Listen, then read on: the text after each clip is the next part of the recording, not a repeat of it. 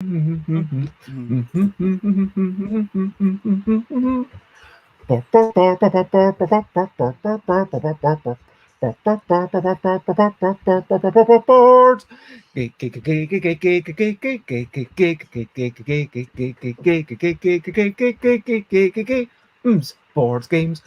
games, it's what we're talking about. Being a board game designer, we're not gonna shout. We are starting off this morning with a bit of busy singing.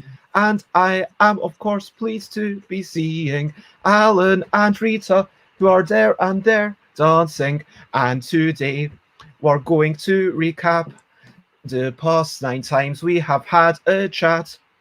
We will go through all these past episodes, going through a whole bunch of notes. We'll talk about inspiration, prototyping, playtesting, and iteration, development, and arts and graphic integration, pitching and working with publishers, and then how the game appears. And maybe we will add at the end of these the designer's role and responsibilities. Anyway, it's all about being a designer. It's what we're recapping today.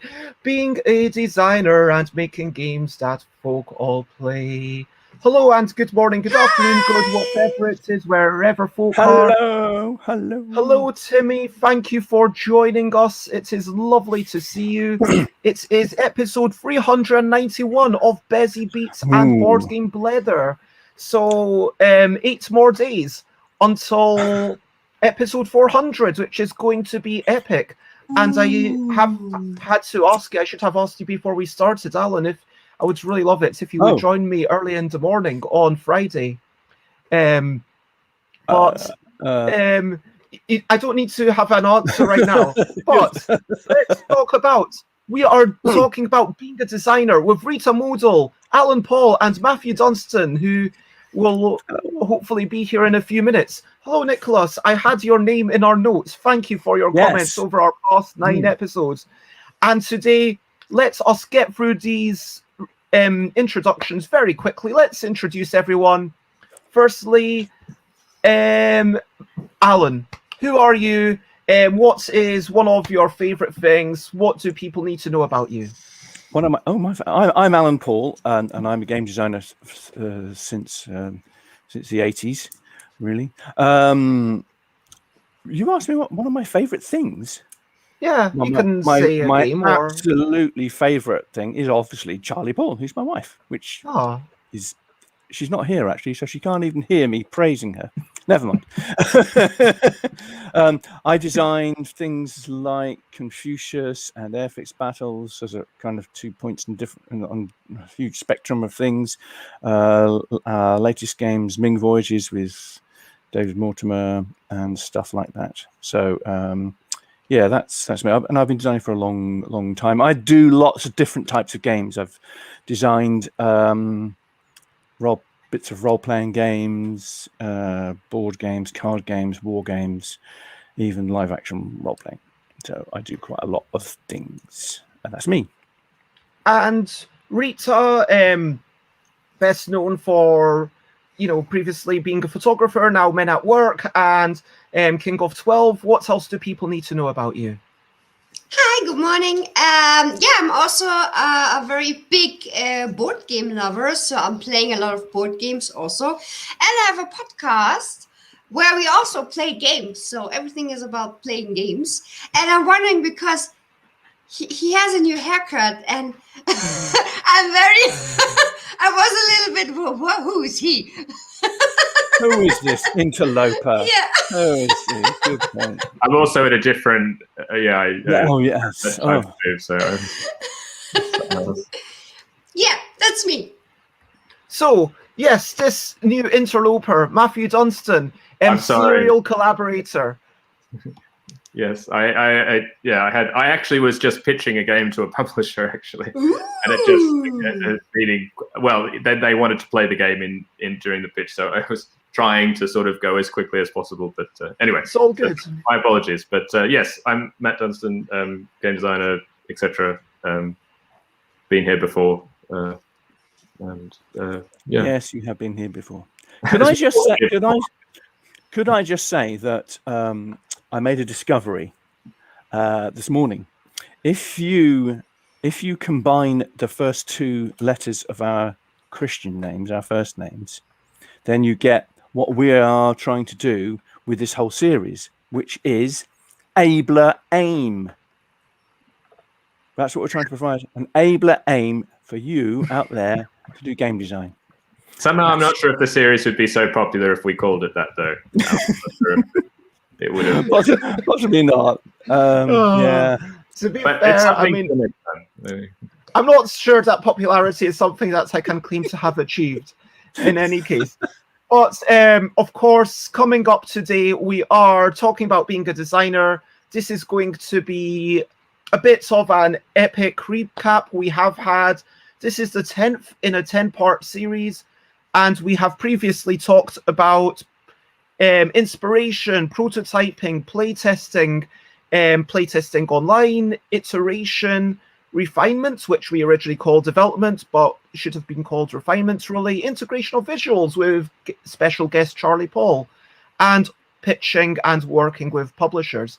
And I thought what we would do is I will go through all my notes that I've written over the past day, and yeah, we'll kind of go through that. Let's quickly see if we've got anything that needs to be added about each particular thing. And there was at least one story that apparently you didn't have time to share, Matthew. So about how you didn't have to pitch 2 Days of Wonder, but that will be coming up later. So let's firstly, just one recent highlight, living life and seeing the sights, recent highlight, playing games and other delights, recent highlight. My recent highlight is yesterday. I met up with Scrappy Kid, had a meal, and the highlight was we played Root 2 times.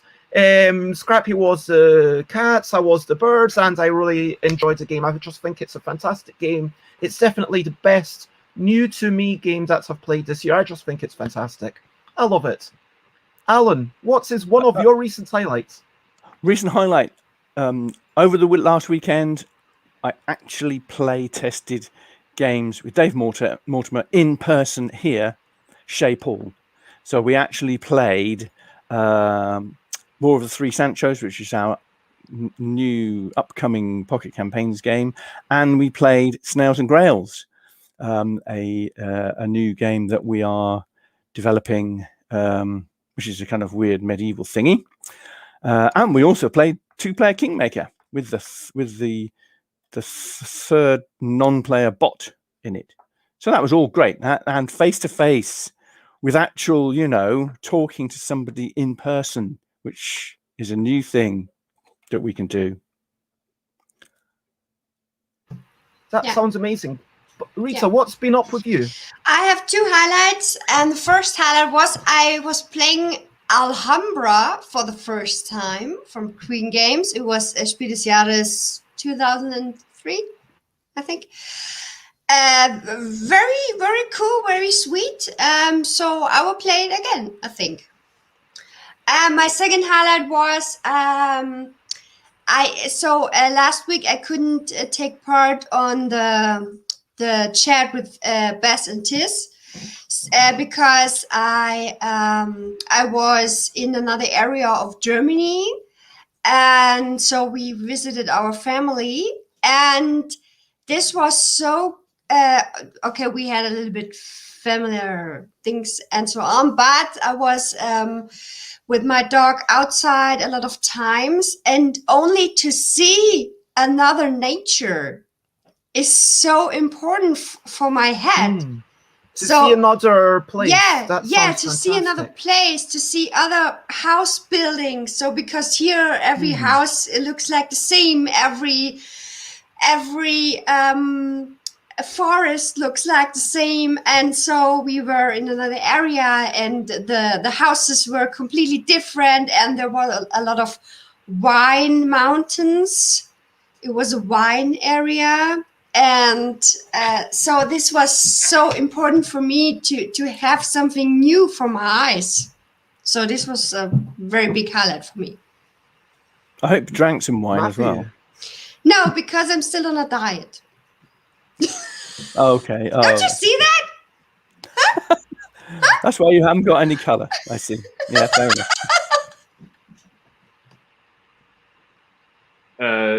I don't know how to follow up on that, but well, highlights. I haven't been up to much, I must say. You had a pitch with a publisher. Boom, that's your highlight. Yes, exactly. I had a definite low light, but sadly, I tried to get vaccinated at the end of last week. Went all the way to the vaccinating centre, waited in line, had my appointment, etc. Got to the front, realized, and they told me I couldn't get it because I have the wrong insurance. But anyway, so that was a bit of fun. Okay. But yes. But a quick proper hello to Yoda and a proper hello to Rob. Lovely to see you. Thank you for joining us. And we're going to try to speed through, so I hope you've prepared your questionably quick questions, if you have any. So let's go round quickly. Where are you? What time is it? Alan Paull. I'm in Warboys, Huntingdonshire. It is 10:13. I'm on the first floor in my home office and looking out over a lovely day, and it's a little bit of hazy cloud which is going to clear in the next hour, and it's looking absolutely beautiful. And one thing I didn't say in the highlights was we had a wonderful walk yesterday at the Fen Drayton Lakes. I thoroughly recommend it. It's really, really lovely. I'm near Munich and it's 11:12 and we also have wonderful weather. And I'm in Prague and it's 11:12 and the weather is very nice as well. And I am also in the UK, same as Alan, and it is 10:12 where I am. Alan Paul's clock is maybe a tiny bit fast. I am at North London. Apparently this weekend Rob played a lot of Kitty Cataclysm whilst camping with friends. I'm really happy to hear that. I hope you had a lot of fun with it. And Yoda is melting away in Lelystad. It is almost 11:15 a.m. Same as Rita and Matthew. So in the absence of any more questionably quick questions, let's move on to brilliant thing. It's a little thing which is brilliant. And this is going to be quite a big thing. Being a designer. What's that all about? Why do we choose to be a designer? Let's say one brilliant thing about the nature of being a designer. And then we can keep going round until we run out of things to talk about. Alan, what do you think is brilliant about being a designer? Creativity. I mean, I can create things out of my head. Rita? Yes, me too. But I think there are a lot of very nice people in this business. So meeting a lot of nice people, I think, is one of my favorite thing. So yeah, no, I would agree with that. I mean, and just like this as well. I mean, not just the people in, even the greater sort of board game community. I think through streaming or podcasts or interacting with all these people, whether designers or publishers or players or I think that is sort of that. Mostly, I don't have many enemies. I have many friends, and that's in a professional setting that's kind of rare, I think, to have that kind of ratio, I would say. I'm going to talk about facilitating fun because, people actually appreciate what you do and it's quite visible. I mean, the sad thing is that let's say you're making doorknobs, that's a really important thing. And people are going to use that. There's a high utility value, but it's kind of quite invisible, if you know what I mean. So I think that the presence, the visibility, and that you're facilitating fun is a brilliant thing. Alan, do you have something else that's brilliant about being a designer? Well, something else that is brilliant about being a designer. You can pass if you want. Yeah, I would also echo the community. The community aspects is very important. But the thing is, you can do things like this. You see, you can make stuff like this, and people think it's good. So yeah. And people think it's good. No, not every person, but some people, I'm still always amazed that people think that the stuff I do is good, and that's That's great. And they love it. And that's good. I mean, you tell them that they will love it, and that's why they like it. I do. Yeah, I tell them that they love it, and they will. Matthew, do you have another thing? I think for me, the chance to be, to essentially have a job and be independent, to have that kind of flexibility, in terms of your hours, in terms of where you work, kind of, again, like on a more professional side. To have a profession with those kind of perks is a great thing about game designing. Rita? Another thing. So, not only that, great people in this business, doing what we do is great. We're designing board games, so this is a very lovely thing what we are selling. So we are not selling any weapons or I don't know, something shitty for our living. I think this is very important to do good things, and I think board games are good things. So I think that, and Yoda says, of course, some people aren't at the level of game design of being able to quit the current job, but yeah, I wasn't able to do that either because I'm retired. So yeah, but it's something you can. It's something that I really, really enjoy, and I've got the luxury of being able to do it. No, it's certainly. So, I'm not saying it's a very personal point, I guess. Oh yeah, of course. But I want to remind everyone that as we go through this, feel free to comment, ask questions from follow throughout the thing. This is what we're talking about. We're going to be doing a lot of recapping, and let us start off talking about inspiration. So about January, sometime in January, we chatted about inspiration. I suggested that designing is just a case of making decision after decision until you've gone from the infinite possibility space into a smaller possibility space. Alan and Rita disagreed. Matthew wasn't there for this first discussion. And I talked about having to actively ponder something, like thinking, okay, what am I going to work on? And being sort of making a bit of an effort, whereas Alan and Rita talked about being pulled in by an idea. Alan talks about getting ideas from other games, playing and experimenting, being playful, what is fun, what attracts us.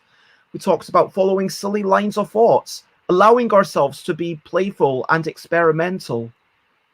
Do you have anything to add on that first half of the show we had? Alan? Yeah, I do actually. I think I came to a conclusion that with my games, what I'm trying to do sometimes is to say something, is to actually. I know sounds a bit pretentious, doesn't it? Actually, have some form of message or some kind of little bit which says something about the context that is in the game, something historically vaguely accurate, which people maybe don't know about, and try to put that in it. And so some of the inspiration comes from that, and that's I think that's quite important to me. And so I'm not designing a game system and then putting a theme on it. Usually, I'm trying to give some kind of historical, usually for me, historical context in the game design. So, for example, when if I'm doing my Origins of Civilization game, which has been going on for about the last 10 years and hasn't reached anywhere particularly yet, I want that to be based on current research about how civilizations actually did arise. And have something a bit enlightening about that, perhaps. That might be a bit pretentious, but that's what I'm trying to aim at. It's really interesting. Matthew, Rita, do you have anything to add on to that just now about inspiration? I guess I wasn't there, so but it's interesting. I think I'm not sure.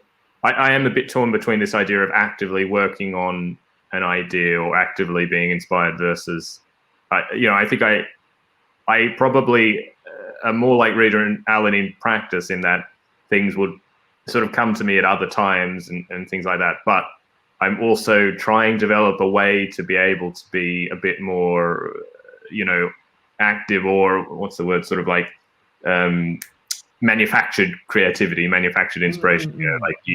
I have 3 hours this morning. It would be good to get something done. I mean, I know it doesn't work like that, but it's finding tricks that might enable that, essentially. Yeah. Rita? Okay, so we also talked in that first episode about cross-pollination, being inspired by books or podcasts. We talked about giving ourselves time to breathe. We talked about the act of painting, having a walk. And we also talked about, the pressure. Sometimes a fair is coming up. There's a meeting with a publisher. Sometimes there's a playtest forthcoming. And so you have this pressure, you have this external reason to do something.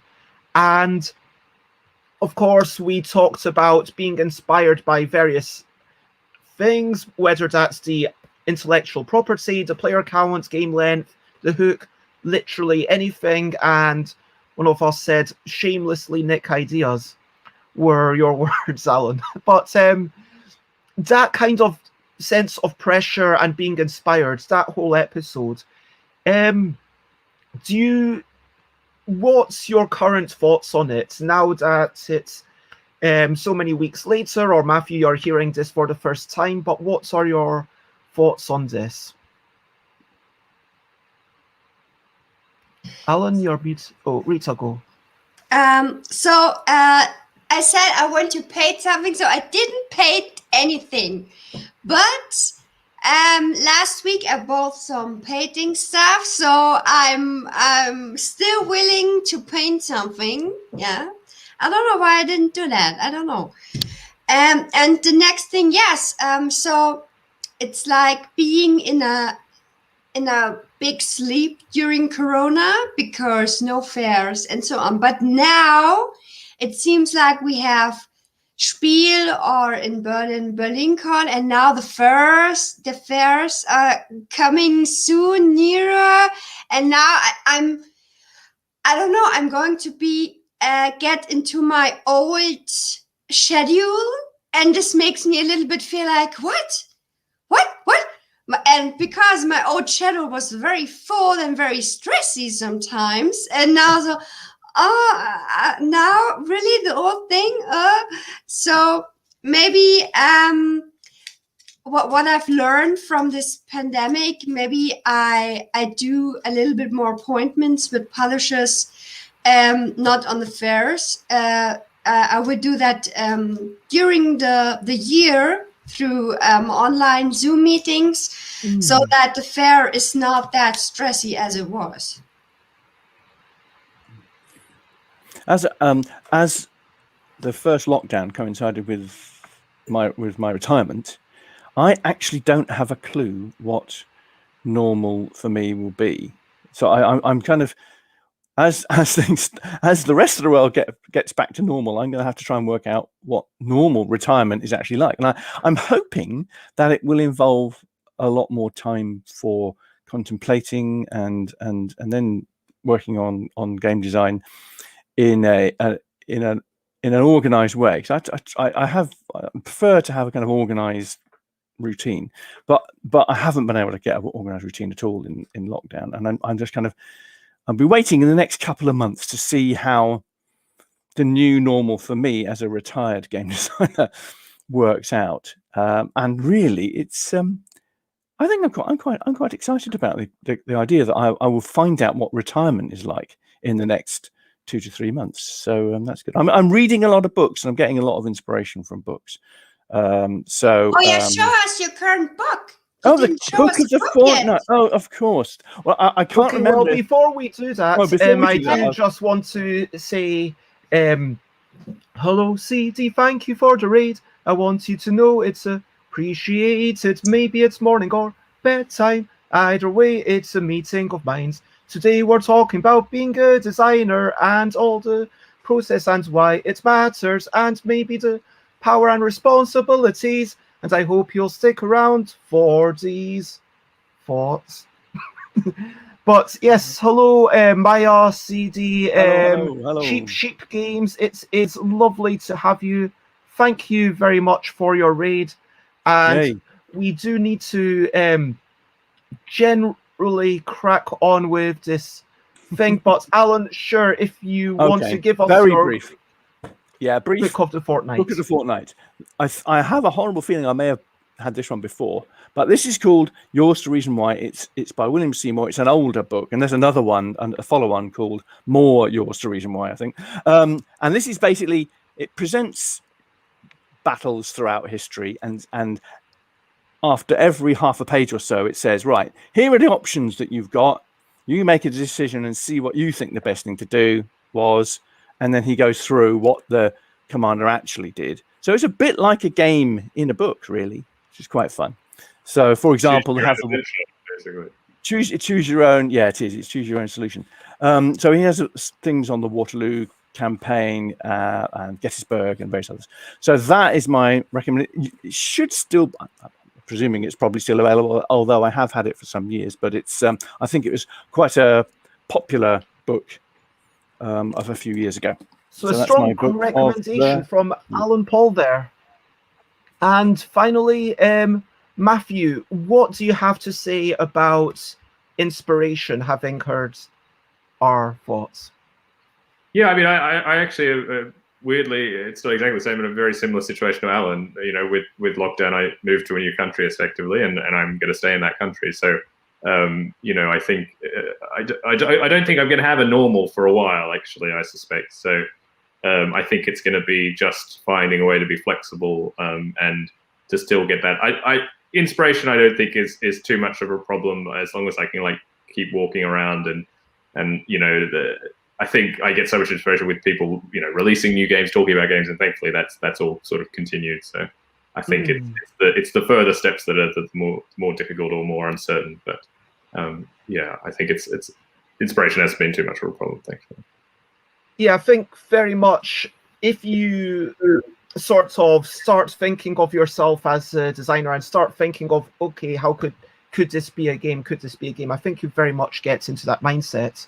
Now, about 18 weeks ago, we chatted about prototyping. Matthew, you hate prototyping, but you find cutting cards to be relaxing. We decided that a prototype is just a means to an end, to let you play around with the game. Maybe you make the game up during the creation of the prototype. We talked about that. Alan, you said prototyping is an integral part of the ideation. Prototypes are either, you know, yes, they can be for enabling play, or they can actually serve the purpose of sparking ideas. Either way, the prototype is a means to an end. It's for facilitating progress. And one key thing is you have to be willing to scrap everything you've done in the prototype, and you need enough graphics, just enough graphics to give context to the players. And those were all my notes of that episode. I don't know if those spark any memories. So let's go round to see, okay, now with this many weeks later, do you have anything that you would like to add on to that about prototyping, Rita? No, I still love prototyping. I still love cutting out things. So I think this is one of the nice thing in what we do. I'd say I'm more and more convinced that that yes, prototyping is a means to end, but it's also it's a way to be able to play with other people. I think I'm less and less a fan of self playtesting, and I think prototyping kind of suffers for that as well, because I think you can kind of half-ass it kind of thing if you're just going to play it yourself, and that can be useful to just get something done, but at the same time, sometimes like what Alan was saying about it can be the activating the prototype can help you develop the idea. If you're not being as serious or not putting as much effort into that prototype process as you would maybe if you're going to have to play with other people, you kind of can miss out on that kind of development chance. So I think, yeah, I'm definitely missing the kind of in-person playtesting and how that actually flows back onto prototyping because there are sort of different expectations and different. You have a much stronger impetus to make prototypes when you know that you're going to play them with someone else. So yeah. Yeah, I agree with you, Matt. I think I just wrote down here communicating to others, which is, I think it's a key one. Interestingly, I think this may be kind of to the heart of the art versus craft thingy as well, because if you're creating a work of art, then you're not doing it. Well, you may not be doing a prototype at all, but you're not necessarily communicating with others directly. You're mainly doing art for yourself, aren't you? Or at least that's one way of looking at art. So maybe a game as art is a game that you want to produce for yourself, and maybe a game as craft is doing it so that other people can play it. Maybe with utility. Maybe I'm not really someone who makes games. Necessarily. I don't like.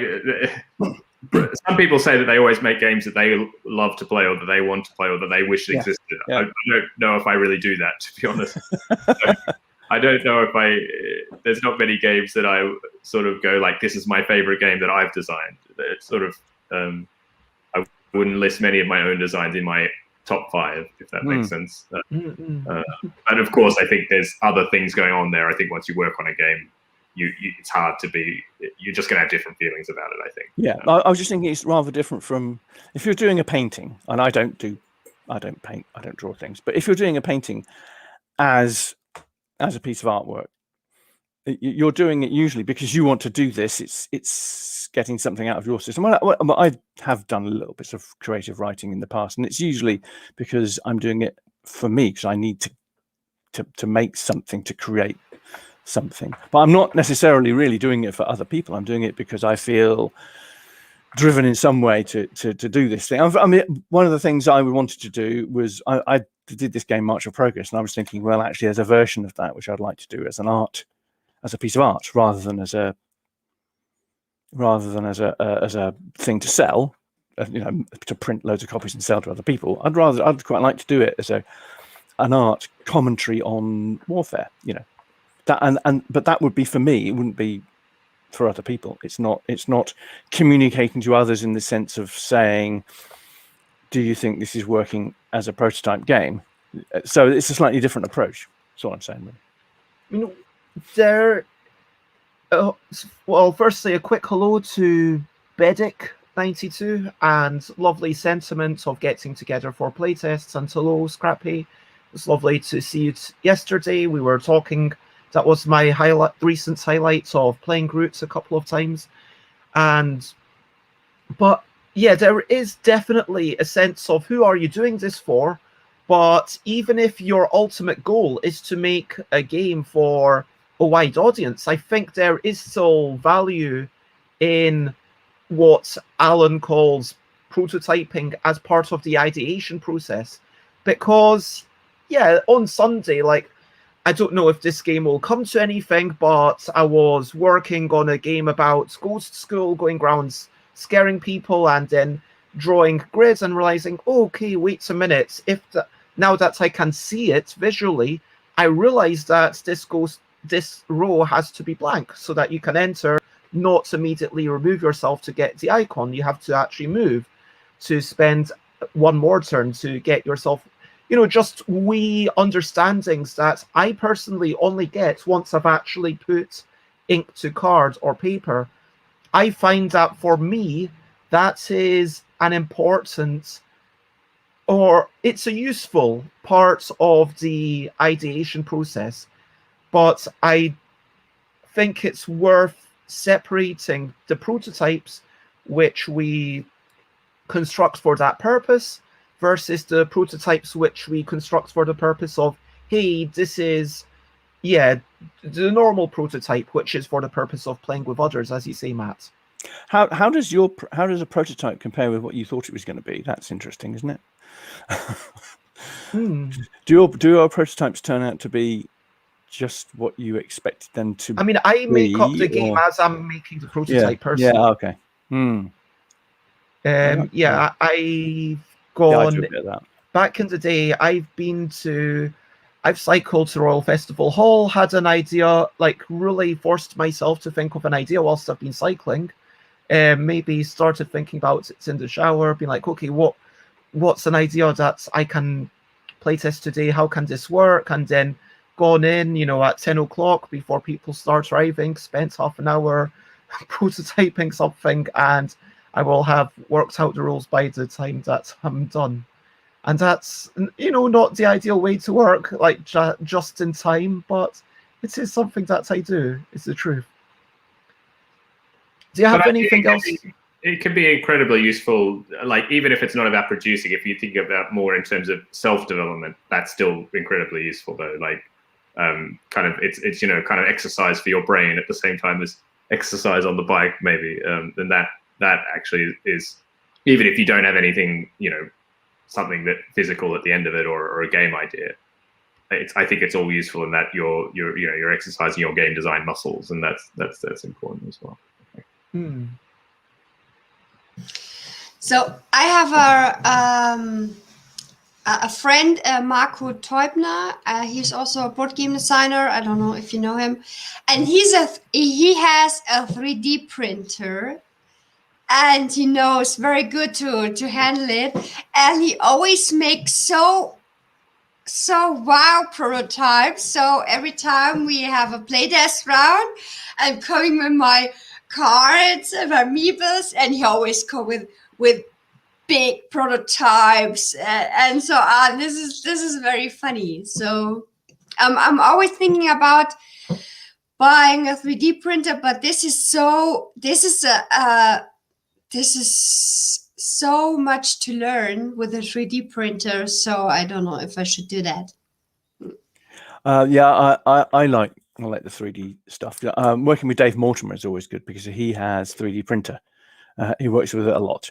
And so when we were doing Snails and Grails, the game, we have little, I haven't got them here, unfortunately, we have miniature snails. The snails are actually wooden because he got them from somewhere else. But we have little hares, and we have the little monkeys and grotesque things, which are a combination of monkey, hare, and snail. And that they look really great, and it makes a difference when you've got something which will eventually have really strong visuals when it's manufactured. To have that already in front of you because of 3D printing, that's something really special, I have to say.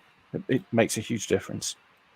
And Bedic says, echoing what you've said about the value of solo playtesting, Bedic says, when prototyping a game by myself and playing by myself, it usually works.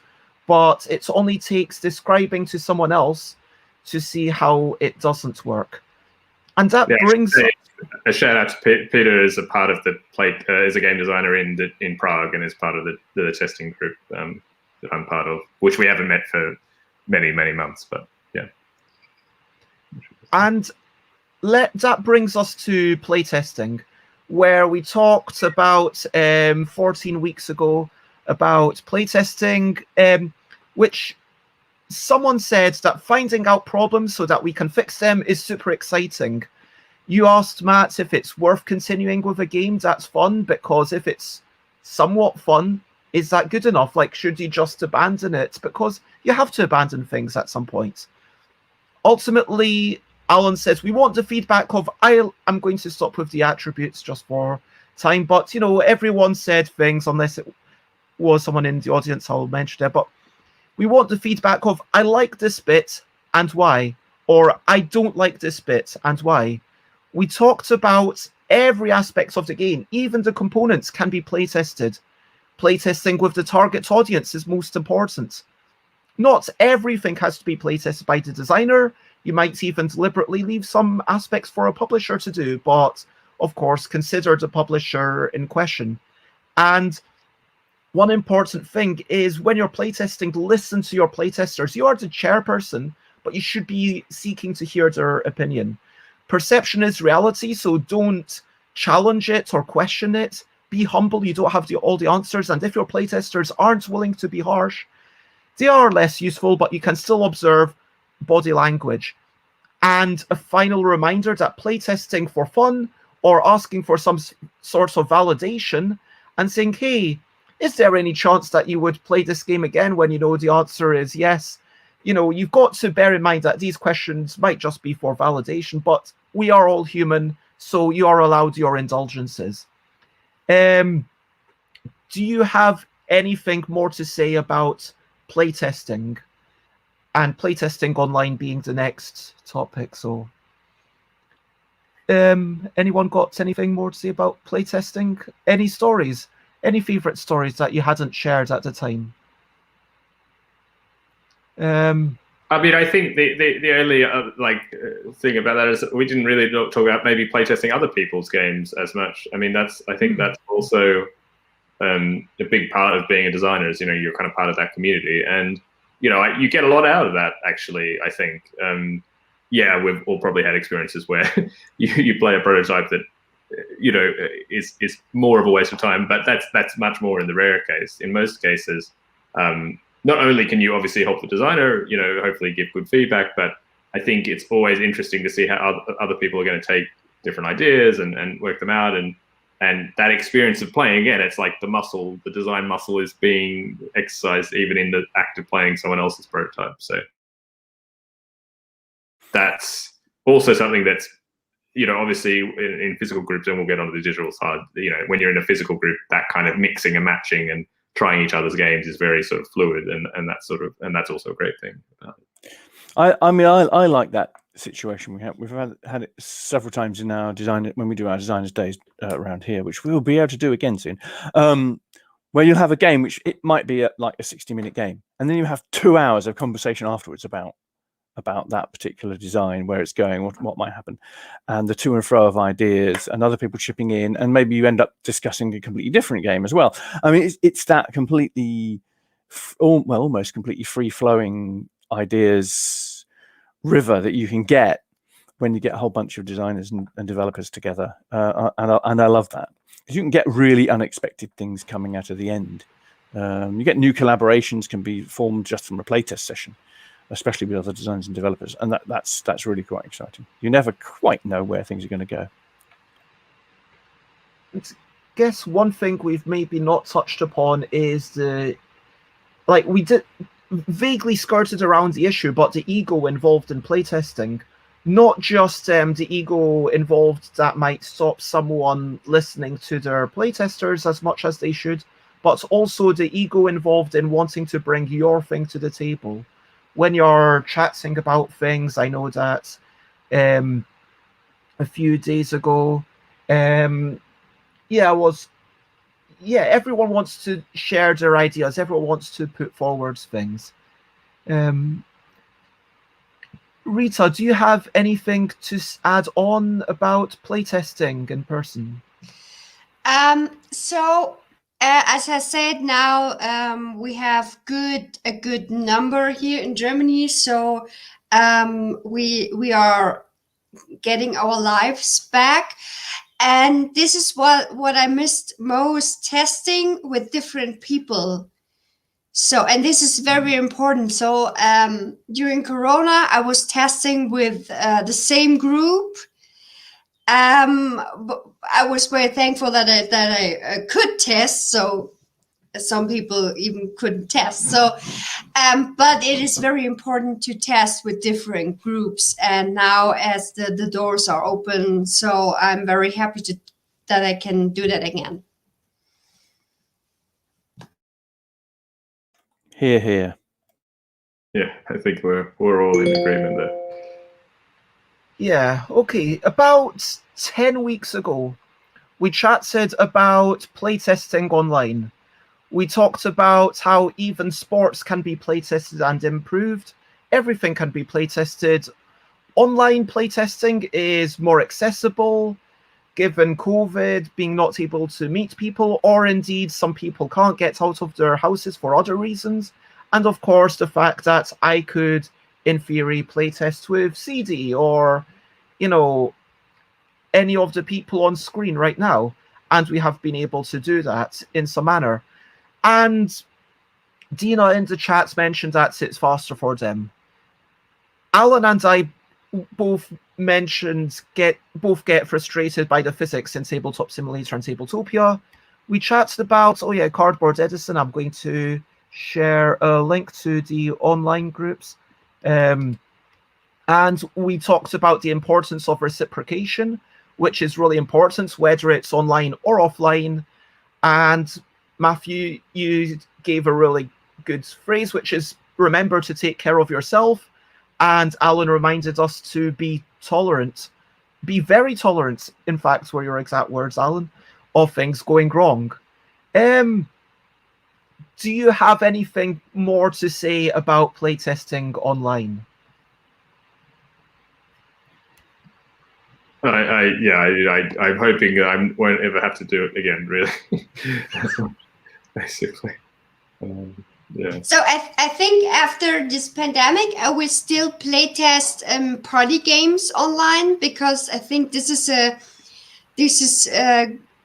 good way to playtest it if it's possible, and it's not too long, and you can do that in the evening with a few people. So I think I will do that in the future. One thing I would like to say is that I think when we have this transition to face-to-face playtesting again, I think we have to be very careful of the people who have been involved before online and not leave them out. I mean, it's the same with just groups of friends playing together. I mean, our Friday evening group, for example, we're online at the moment, and we've got somebody from Spain. We've got somebody from the other side of this country. We've got a collection of people from our local area. But when we go face to face again, what about all those people who can't get to us physically? How do we make sure we're still inclusive of those people? That's a difficult one. So I suspect that there won't be a complete transition just to playing face to face again. I think that.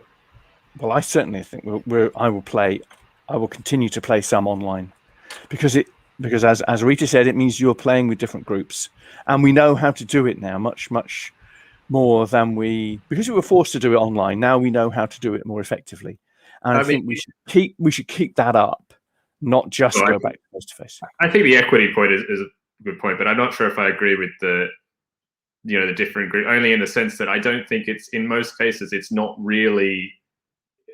It's only giving such a small percentage of the total information that an in-person playtest can give. Yes, having a different group, but you're compromising, I think, on so many other areas that it definitely has its place. It's definitely useful, but I think in-person is just so valid. It offers so many extra things. I think. Yeah, I wouldn't do just online.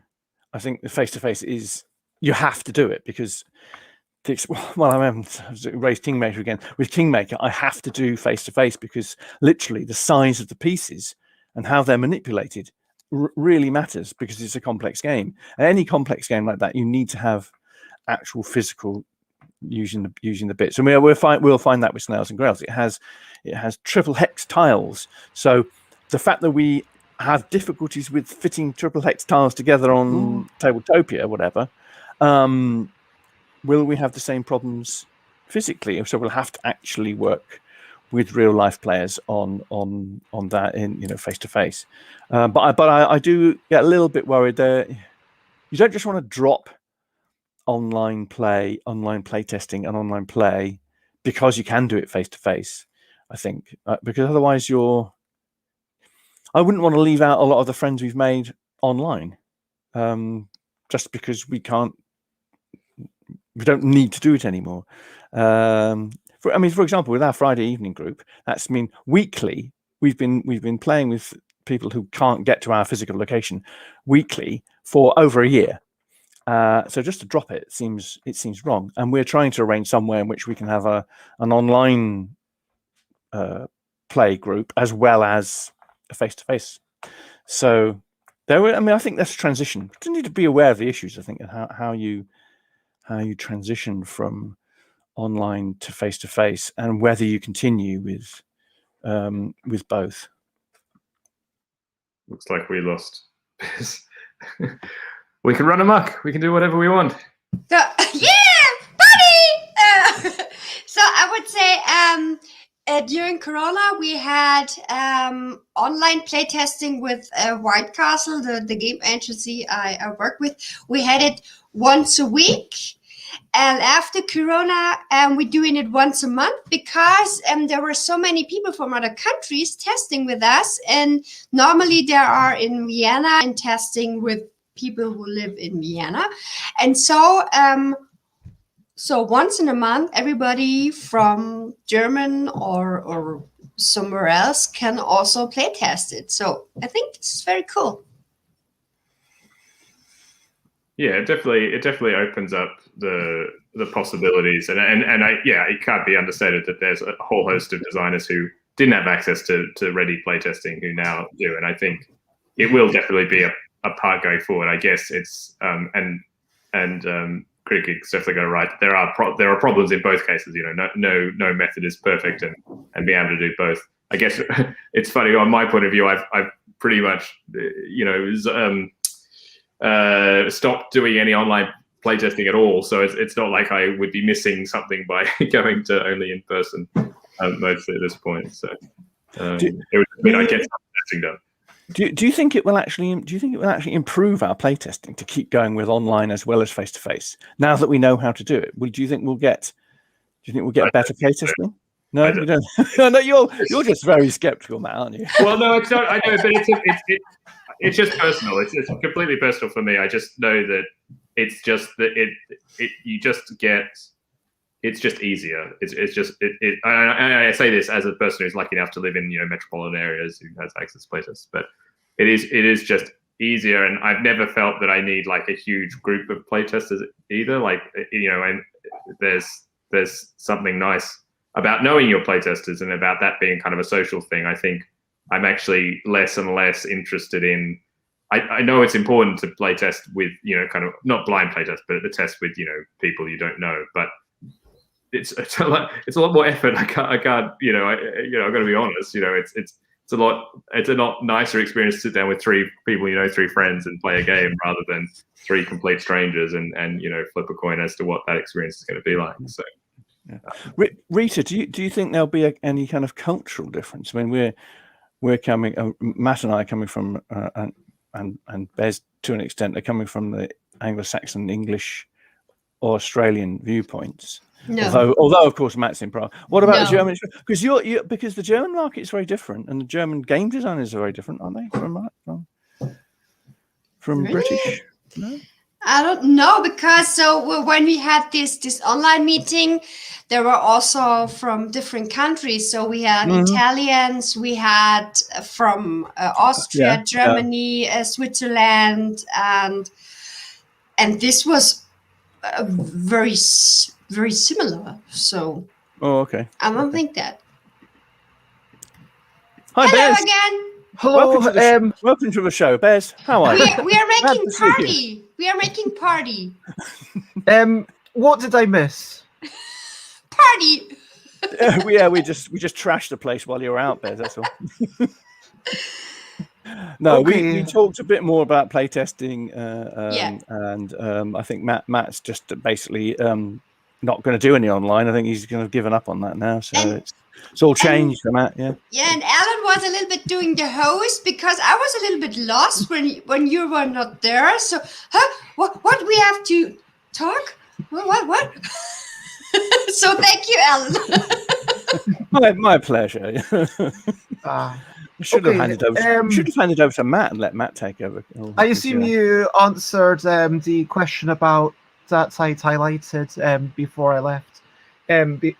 Basically the internet seems to be a bit AWOL, which is problematic, but if we are done talking about playtesting, or is there more chat to be had about playtesting? Because I'm not sure where we're in the discussion. I think we've done the playtesting, Bez. Yeah. Okay, we should move on.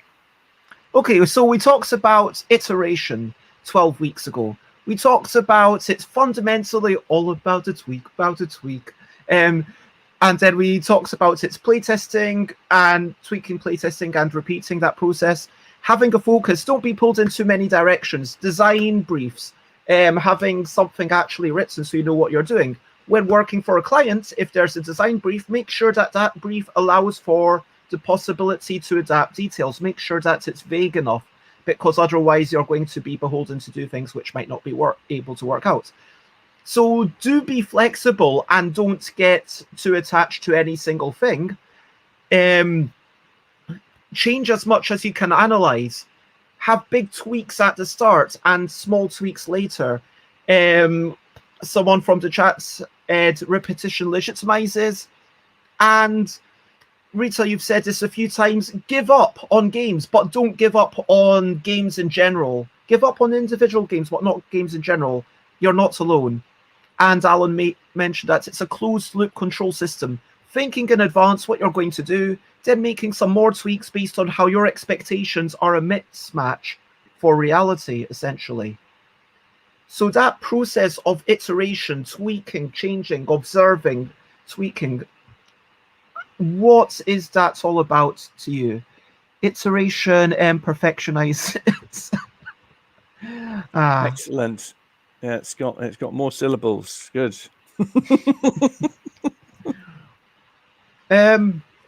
Yeah, Rita. So I said I have a lot of prototypes behind me, which are there. I don't know, but last week I showed some it was my second prototype I've ever designed. And I showed it to someone, and I thought, okay, this will never be published because of the. And then I showed it, and then I also said, okay, this will never be published. But I was thinking, hey, if I change a few things, and so with all my experiences I have now, I could do a very better game now. So the problem of this game was it has too many things in it, so it was unproductible. It was too expensive to do it. And so with a few changes and so on, maybe I will go there and work on it again. So this is So also. you say this was the second game you prototyped, so this was a very old thing. 4 years or something, and I didn't look at it for I think 3 years. So this was very new to me, so I didn't even know what's in the box. And yeah, and so this is maybe if the idea is good but you don't have a clue why this game is not good as it is now, just put it away and look at it in 3 months, in 1 year, or in 3 years, and then yeah. Don't throw it away. Just keep it. Yes, although I've moved enough times that I've had to junk a certain amount of prototypes over the years. So. All the good ideas gone, Matthew. Well, I remember Senfeng Lim did a live stream on Facebook once where he was going through all. He had to also kind of reorganize his house or something, I don't know, and he was literally going through all these old prototypes, deciding like, is this one to junk? Is this one? It's funny, he didn't actually junk that many. I think there was a lot of time he had the same reaction as you, Rita. He would look like, oh, actually, this had a really great story, or it didn't work for this reason, but actually, I think there's still something in there. So maybe you throw your Spiel des Jahres away. I don't. You never know. So. I don't think so. I have all the files still, so it's not.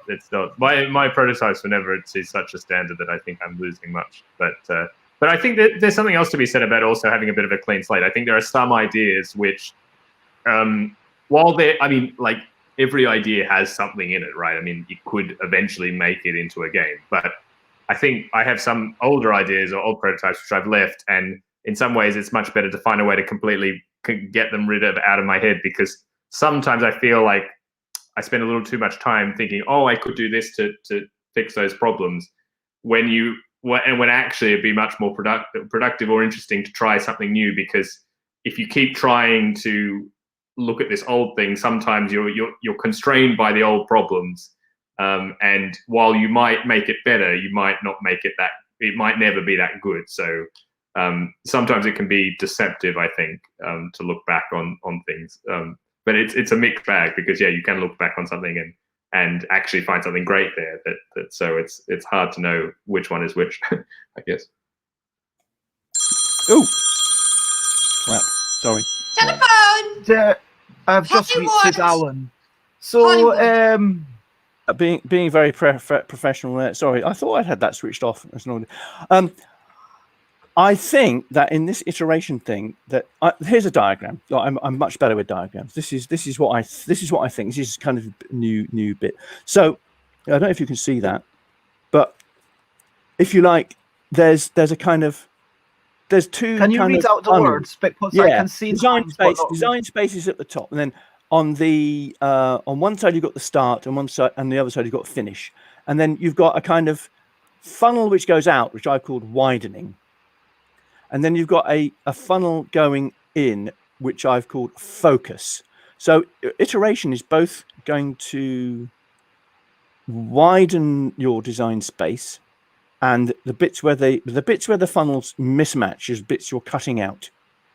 And in a way, what you're doing with iteration is you're trying to get that focus homing in on the end point of your game. Now, I think my danger in some of my designs has often been that we do so much widening that we never actually get back to where we're supposed to be, and that's a difficulty. And then sometimes you just have such a narrow focus that you don't explore the design space enough to come up with something that's good.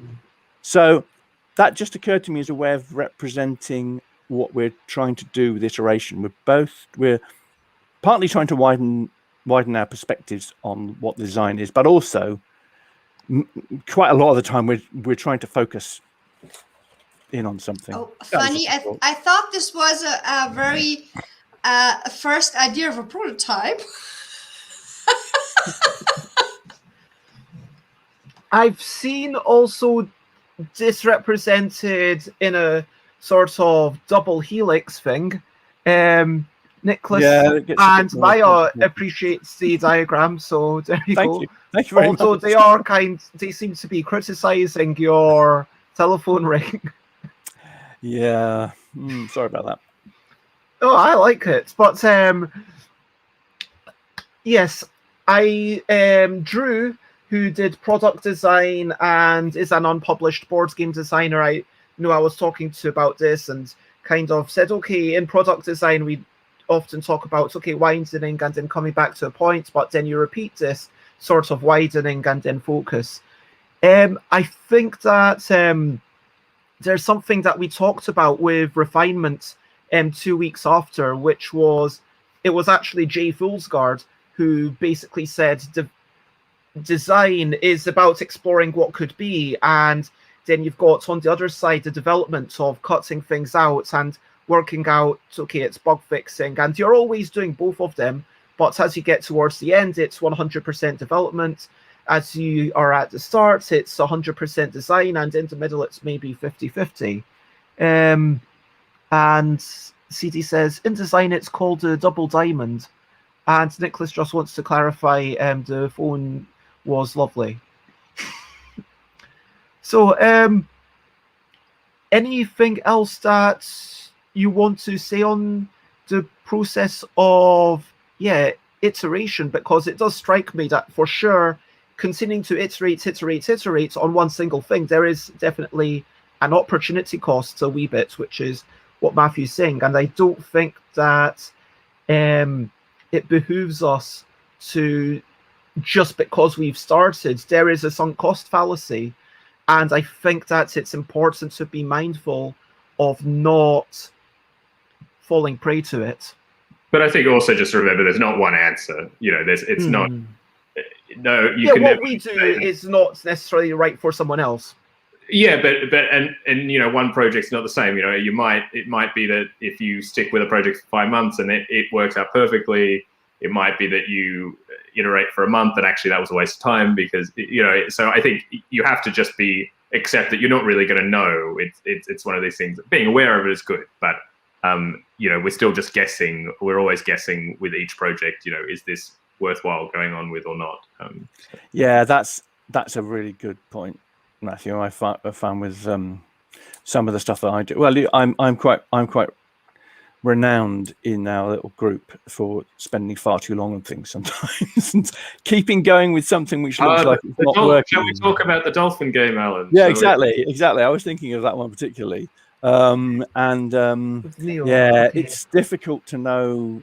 It's difficult to know when to stop, because some of the stuff in the design space might be really, really good, but not necessarily for that game. And it's working out how to ditch stuff and move on. And if you enjoy it, I mean, yes. I would never say if you enjoy working on the game, just keep doing that. I mean, unless you're somehow relying on it for food or shelter or something, just do what you enjoy. So I am lucky enough to be able to explore the design space rather more than I probably ought to. Beleduc mentions when you're doing work for hire, there's a deadline and you must make it. There's not so much time to widen so much. It's interesting because I've done design as opposed to developmental work for hire only twice. I don't know if this is something that you three are so familiar with. I guess, does making a sequel to Yogi, does that count?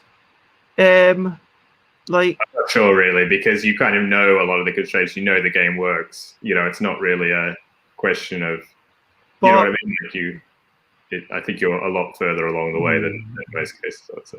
I certainly find that if you're doing it for if it's a contract, if it's a commission or something, you have to be more focused. I think you haven't got time to spread out too much, and it's the time constraint, which is the ultimate focuser, if that's a word. I think ultimately you have to do what they're paying you to do. That is the thing. Yeah, exactly. And with King's College London, honestly, a lot of the what are we even making was decided before Sarah Jury and I got the contract. So it's like, okay, this is broadly what we're making, and this is like it's at its widest scope, so that anything within this remit we will get to, obviously they expect a certain, frankly, something that we can put our names behind, and the fact that our names are going to be there probably means that we're going to make something that isn't terrible.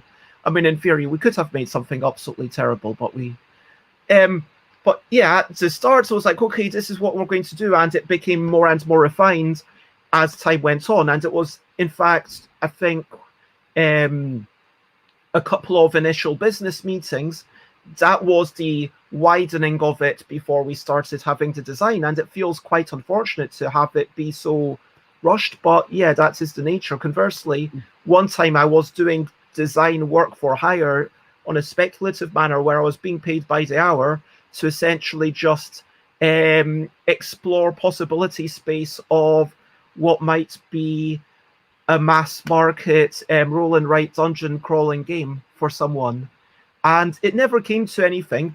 But yeah, ultimately it has to be what the person's paying you to do. It's a lot more focused. Usually you have got some constraints already outlined or already completely fixed.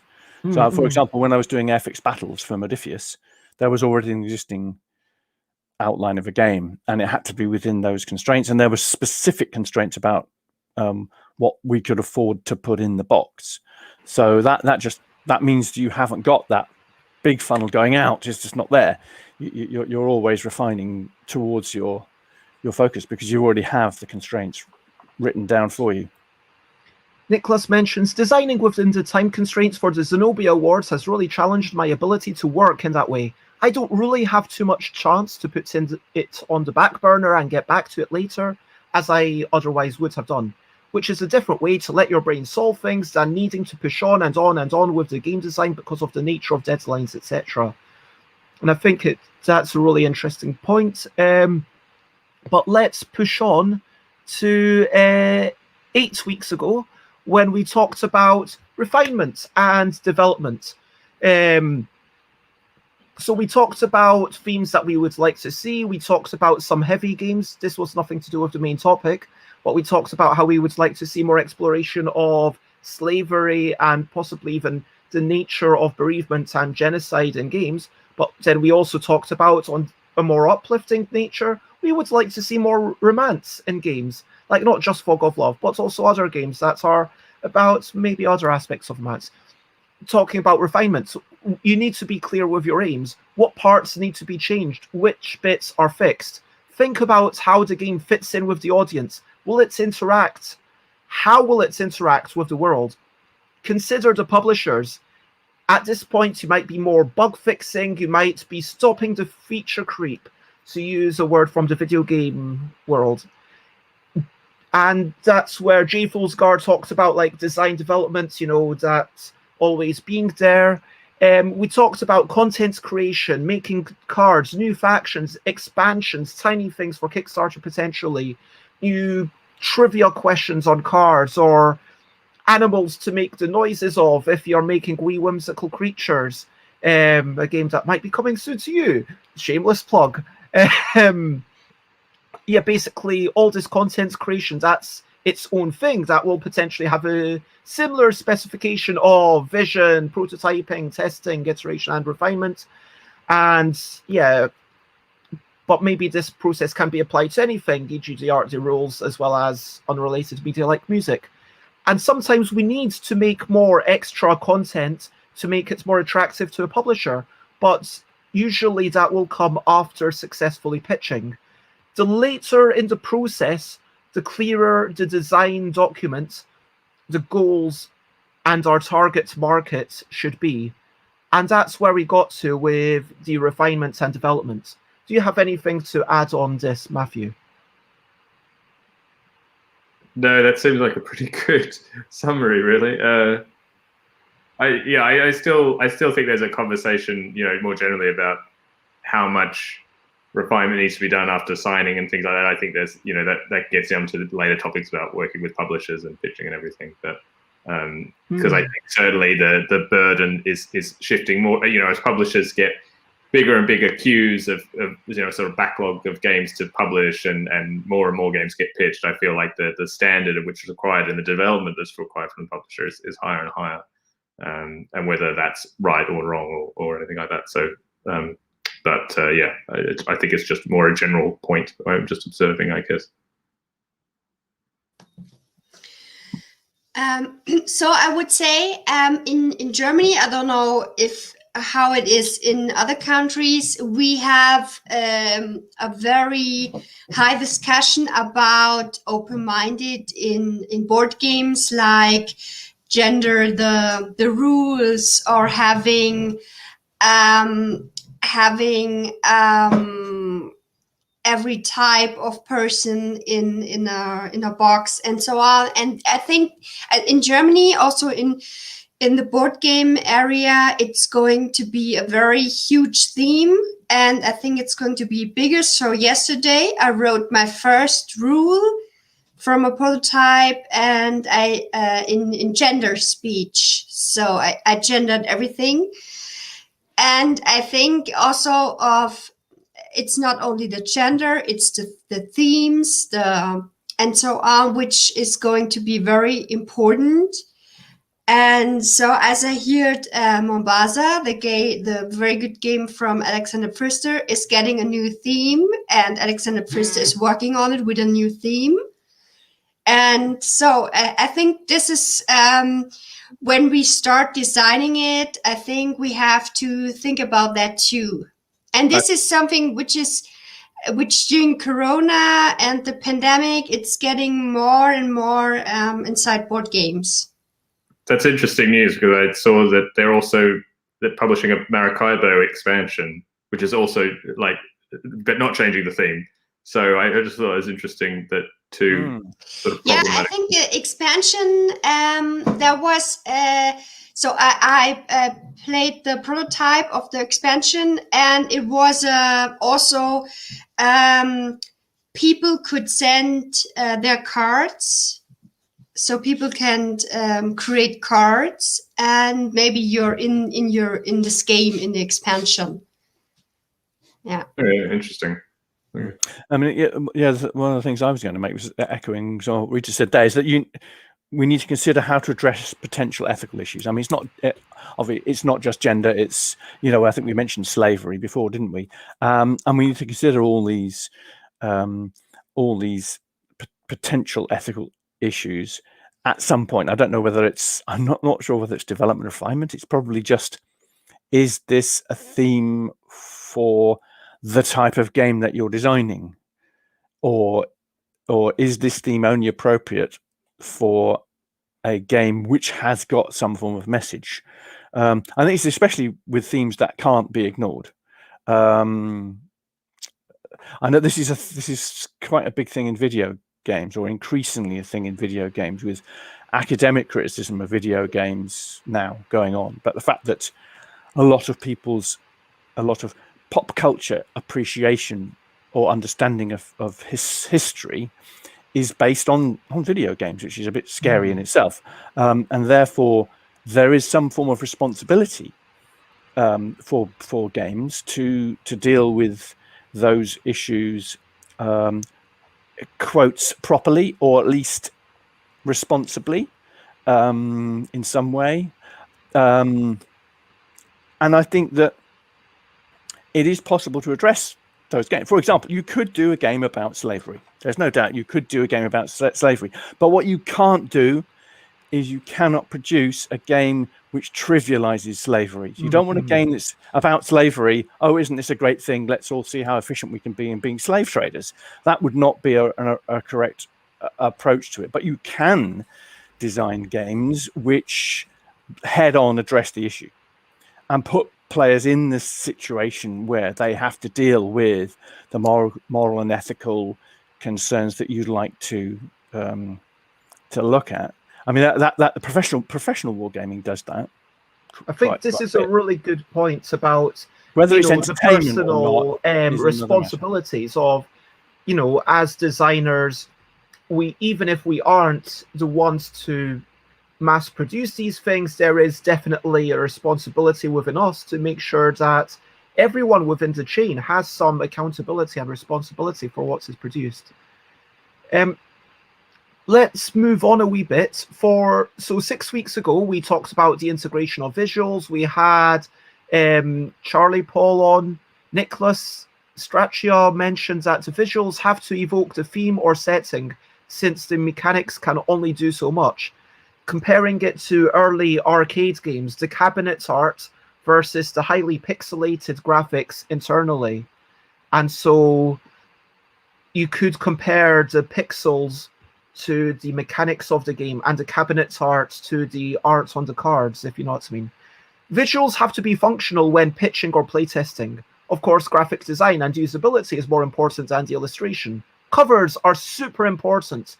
Visuals bring immersion and atmosphere, clarity, and also help to set expectations for the players.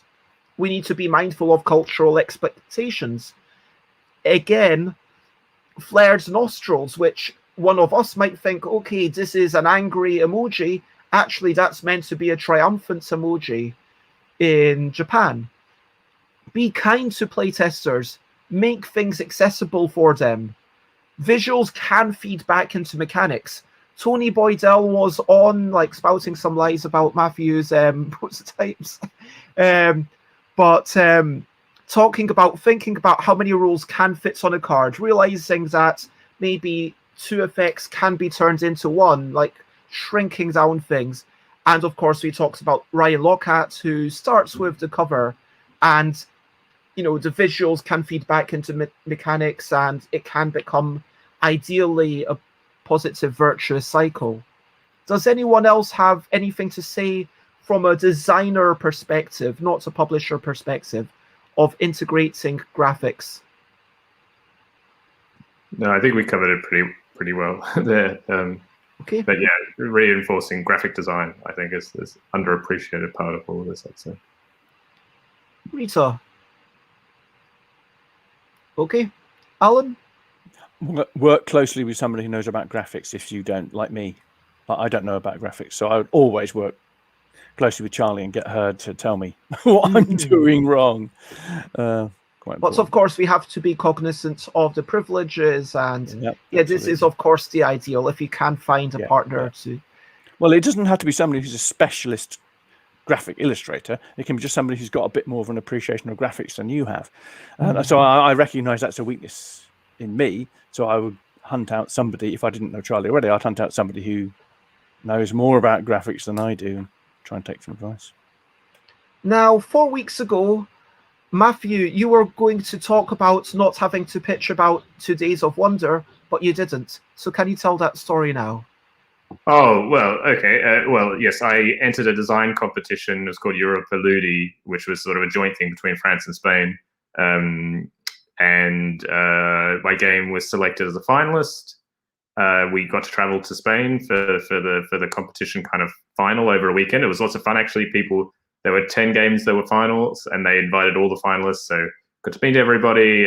It was a lot of fun, and people were playtesting the games. Actually, they had them all set up, and they would give feedback. And it was a really lovely experience. I went with Brett. Brett also had a game that was a finalist at the time. That was probably early 2012 or 2011. I can't quite remember. Sort of start of the year, and then the Essen of that year, a representative of that competition took several finalist games to Essen to pitch to show to publishers, but they didn't tell us they were doing that. Neither mine nor Brett's game won the competition, by the way. So we thought that was that. And they showed it, and about 2 weeks after Essen, I get an email from Days of Wonder out of nowhere. I'd never had any contact with them. They were basically offering just to publish my game. That was it. It was no. Wow. It's pretty. It doesn't happen all the time. But, so the lesson really is that entering those competitions and getting that visibility is I always recommend. I think design competitions are great, not even just for the visibility, but even to motivate you to finish a game and to effectively get it ready to pitch. I think it's a great motivation to do that, to finish a game, and you get hopefully very valuable feedback. There's lots of opportunities now for various competitions, and I don't think many competitions will show you games to publishers without telling you. I mean, they're a lot more about, kind of like putting you in front of publishers to give you the chance to pitch now. But yeah, it's very, very useful. No, it's good to finally hear that story. Is that for Relic Runners? Yes, for Relic Runners. Sorry, yeah, my first published Okay, cool. And no, that's a fantastic story. Thank you for sharing. Now, going back about 10 minutes, Rita, you were talking about having non-gendered language.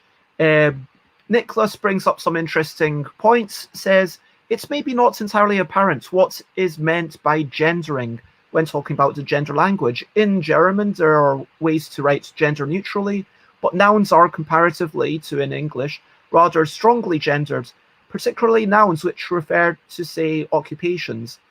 Imagine if every noun had the form policeman and you needed to specify policeman/woman without a real alternative like saying police person. There's a debate that the media has made bigger recently about how to go about addressing this need to gender some words. It's been devolved into a debate on orthography at times, so it's been muddied a bit, sadly. Do you have anything to add to this as a native German person, Lisa? Yeah. So I always want to do it. Yesterday I wrote this rule and I made it the complicated way. So Spieler/Spielerin. And so I think I have to find my own way to do that in how I feel good and how I can make that good. So this is also new for me because for me it was very easy also to write der Spieler und wenn das geschafft hat und so weiter. This was very easy for me because I read it down, and now I have to think about which is gendery good and so on. But I think we have to do that. Yeah. Yeah, it is much more difficult in German if you want to be gender neutral. Well, you have das Mädchen for a start. So maybe I should write all my rules in English. Good idea. Yeah, it's so much easier in English. We still fall into traps, don't worry. But at least the player is gender neutral. And if anyone out there doesn't know Exactly. German, then of course Spieler is the male, Spielerin is the female. And I sent a link to something that David Brain, who I think you know David, Matthew, but I don't think Rita does. And I know you know David, Alan. David Brain is a friend of the show, let's say, even though David doesn't like being in public generally or on photos, let alone video. So, but told me about this person paper about purity in language. Trigger warning, it does use racism as satire, but it is very well written, and I agree with the intent behind what is written. And I think it's really thought-provoking, valuable reading. At the bottom, Douglas Hofstadter basically says that non-gendered English is like a foreign language for Hofstadter, and Hofstadter struggles to speak it, but is continually trying to translate their native English into genderless language. And Maya points out, some words in Croatian, like character, are only male, and they do not even have a female version. I think we could probably have an entire 2-hour discussion about the problems with language like German and French. And I know Bruno Feduti was talking recently about writing rules in English because French is so imprecise, and you're not meant to repeat words, otherwise it's bad French. So apparently English somehow, between the 3 languages, becomes the best at writing rules. Oh, Maya was actually trying to ask, does German have the same? So Rita, does German have some words like character that are only male and there is no female equivalent?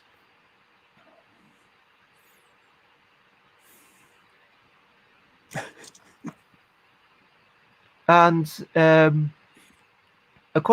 Nicholas suggests that it might happen with character in German. Don't know if you can corroborate. I don't think so. You can always put in on the end, can't you? In Yeah. most words, if you want. I think, yeah. So I think it's for. I also think in for animals. So the schimmel, the white horse, the white male horse is schimmel. So you can't say you don't have a female one, but I don't think there is. I don't think so. If you have der Ritter, can you have der Ritterin? Die Ritterin? Well, of course. Yeah, fine, good. So maybe you don't know. So in the past, I guess this maybe is the a few thing about the evolution of languages, and what is written in the books might be slightly different to what is spoken in some small communities, and communities are going to be different from each other. But maybe we can have a bigger conversation with that at some point down the line, if that's okay, Yes. Rita and Maya. I do apologize. Yes, very interesting. Yes. So 4 weeks ago, Matthew didn't tell the story that you just told. So yay, we talked about getting fired up and having some enthusiasm when you're pitching. But when you're pitching, do not say that it's the best game ever, because it's unlikely to be. Friends and connections can help so much. In real life, cons and meetings are great for the 4 people on screen. Deadlines help us. Alan said you need to have 3 things aligned: your game, their needs, and a decision point, which is an interesting way to maybe think about it. It's not that your game is necessarily bad, although it might be a bad game, but it's just not the right thing for that publisher, or it's not the right thing for that publisher at that time. Be mindful of the publisher's differences and needs. Ask when you might hear back. Build up trust, and ideally have some long-term relationships. And of course, we all continue to improve generally, but you are going to have some dips sometimes. So we talked a little bit about being kind to yourself again, which I think is a constant theme that can be applied to anything. But for the sake of pitching, we then 2 weeks ago, we talked a little bit more about that, about working with publishers and pitching, printing a few copies. Printing 1,000 copies before you pitch might be okay, depending on if it's a somewhat mass market game. Make sure that the games you pitch match their lineup. Find the right person at the company, and working with other people can help with the pitching, or indeed with the working with the publisher. Be on time, be well groomed, be understanding of the other human, and sometimes there are some hoops that you might have to jump through, and be understanding of that and aware of those. Does anyone here have anything more to say about the process of pitching? Rita? Always be friendly, because everybody can have a bad day. So maybe you show someone and he has a very bad day, and maybe it's not your game, which is not good. It's not the right time. So yeah, be also very tolerated. Yeah, I would echo that. Don't be upset if your game is not accepted. It happens most of the time, even to top designers. So yesterday. Oh no, Rita, no. I'm sure it'll be okay later on, Rita. I'm sure it'll be fine. We've all had rejections. How many rejection letters have we all got? Letters? Not so many letters, but yeah. I used to get actual. I used to have people actually write and say, I dream of a rejection letter. Maybe, I don't know. Maybe that's an old school thing, an actual rejection letter. I don't know. That's a badge of honor. Yeah, I should fish them out, frame them. Yeah. I've been rejected by Games Workshop, so doing pretty well. Nice. Yeah. Matthew, anything to add on pitching? No, I think I said something. I posted something on Twitter, I remember, after 1S, which definitely echoes what Rita said, that it's just understanding that, that the publishers are kind of human, and a lot of the the pandemic's obviously changed the way that we pitch, and it's a little bit easier in a way that everyone's a little bit in their own environment, but by far still the most common way of pitching is at conventions, and they're not exactly the most normal way to live one's life. So, you just got to sort of take that with a pinch of salt, and try not take it too personally, and have some empathy. We were talking about, empathy is very important in game design anyway, but in those meetings, it's just quite important to just realize it might not be you, might not be the game, might not be anything. It just and any way that you can make that meeting a bit more pleasant, for all involved, I think is a good thing. So Matthew, did you get any rejections? Yes. What was I saying that I wasn't saying that I've never got rejected? I didn't say that, or no? No, we thought Nicholas, of you. Oh. I don't know who has this vision of, maybe it's just, if anyone has this vision of Matthew never being rejected, now is the time to dispel that myth. I've been rejected many times, so. And Nicholas mentions that, of course, you can turn the rejection into a positive if you are willing to learn and adapt from it. 2 weeks ago, when we last met, as we continued the conversation, we talked about working with folk remotely, but having one real-life meeting is good to get a sense of who they are, but just one meeting might be enough. Be as tolerant as you can be. Again, everything is contextual. A good game and a good publisher might just be a bad fit, and you and the publisher might just be a bad fit for when you're working together. It might be that everyone's fine. Of course, humans are fallible. Humans do mess up, and that is the nature. And we talked about agencies. Rita likes the White Castle agency, who take 40% of the first signing and 30% of the royalties from subsequent signings. Matthew was a wee bit skeptical of the utility of that, but it gets back to the what kind of work are you willing to do, what kind of work do you not want to do, and frankly, paying someone to do work that you don't want to do seems like a perfectly reasonable thing to me. It's all about what you personally want to do. In the contract, make it clear what your obligations are. Do you need to be making questions on Board Game Geek? Do you need to do certain appearances at shows? Do you need to... Everything that can be clarified should be clarified. The most important thing throughout all of this, as soon as you're working with someone else, is clarity.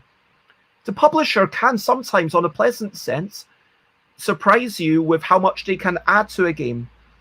And in my sense, like, yes, all the design, all the writing for Yogi came from me. There weren't any changes between Inner Bind and Yogi that I didn't specifically ask for and say, okay, by the way, this should be changed. And then he said, oh yeah, fair enough, if you want it changed, we'll change it.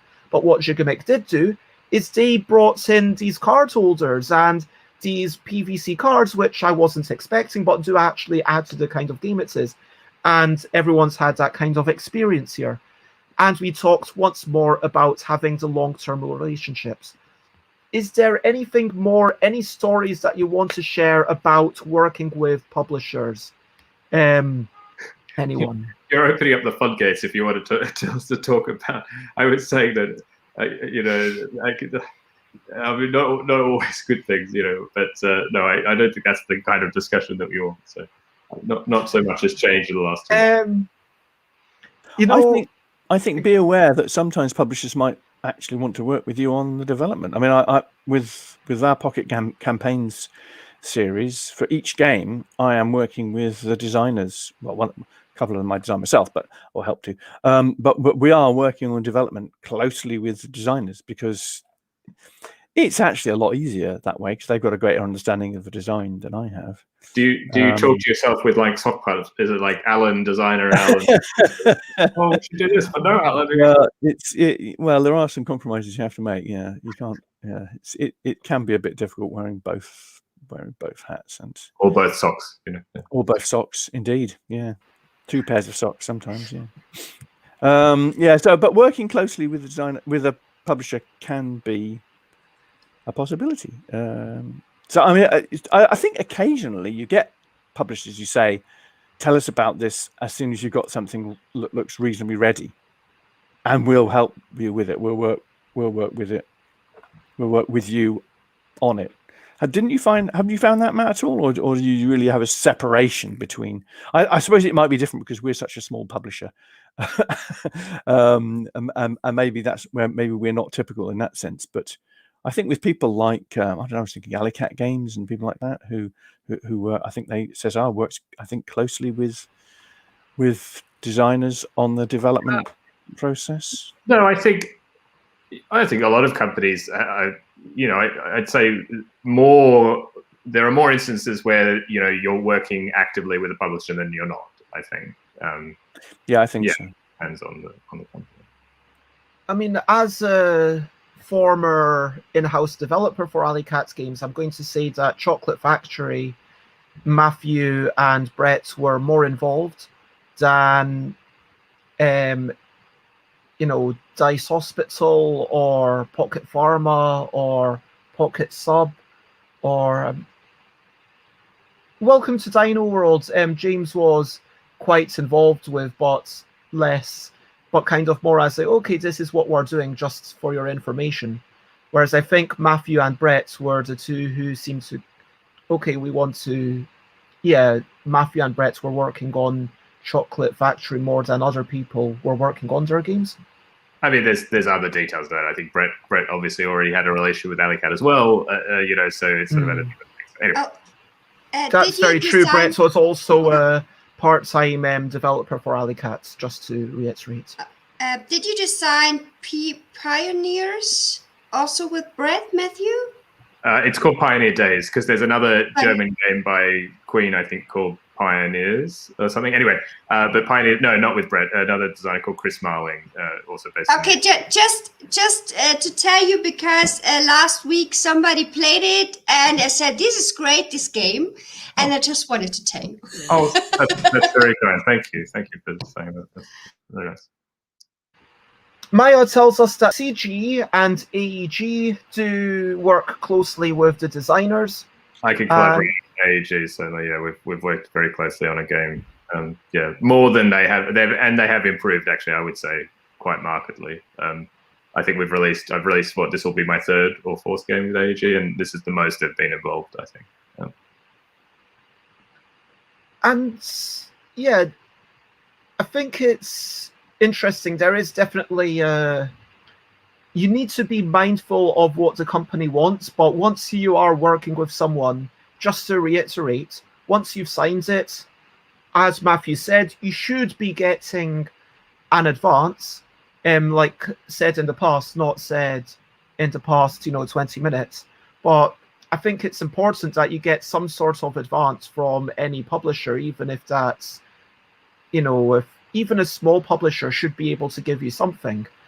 And once you've got that, it is ultimately theirs to do with as they wish. They are going to have final say over the graphics and the development, but be mindful of how different publishers do things differently, I guess. Is there anything more to say about working with publishers before we get to our final topic? Okay.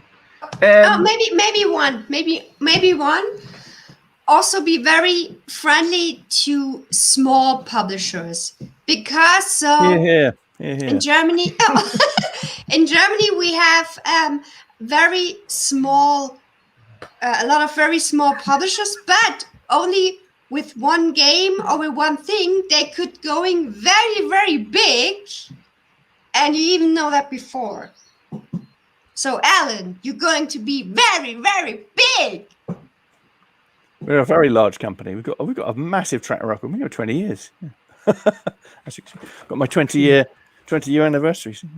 20 years. Before we finish up, I do want to tie it with a bow, because obviously we've done a lot of recapping. We've added on our wee extra bits, but when it comes down to it, we've talked about how brilliant it is to be a designer, and I'll recap all this in a few minutes. But what are your responsibilities, do you think? And I would like everyone to maybe, just say, what do you think our responsibilities are? What our powers are as a designer? And so what do you think, and what tips we would give? I know that's a vague mishmash of questions, but can we start off with a quick whip round of what do you feel is your power and what's your power/responsibility as a designer, Rita? So I would start with the basic. So far away from being creative and bringing new stuff and so on, the basics is writing the rules good so that the publisher can understand it, making a playable prototype, and always show your short informations about the game. What is it a game? What is it about? What is it special? The players 2 to 4 and so on, minutes to play, and from which age. So these are the basics. And even if it's not the best game in the world, you should always do that so that every publisher can decide, is this something for me or not? Yeah, I would say the basics. The basics are good communication, not just to publishers, but to all the people who might be involved in this, playtesters, other designers, other people. And I think that boils down, I suppose it boils down to a basic kind of professional approach to things, having respect for other people. is very important, and that's players, playtesters, publishers, other designers.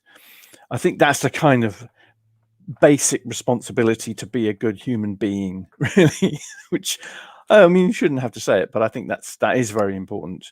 You're a human being first and design second, and there's certain underlying things you have to do. Otherwise, you're not going to have any kind of credibility, really. But then the second thing is, obviously, you've got to create good games, and that's the basic responsibility as a designer. Create good games. Yeah, I guess I was thinking more in Alan's point of view. I mean, I think there's a responsibility to sort of pay back well, not pay back, but sort of make good on the kind of the privilege or the luck or the chances that you've been given, and try and share them or kind of help other people emerge. Obviously I've benefited from being in highly developed countries, well educated, all these sort of things that have given me all these opportunities to develop as a designer, where I don't have to worry about whether I'm going to have food on the table or shelter or all these other things. So I think there is a huge responsibility to be as giving as possible, with whether it's advice or helping people. In playtesting, obviously, is built on that idea of reciprocation. And I think just trying to make sure that the games you make are, as we've talked about, are ethical, are things that you can sort of stand by and be proud of.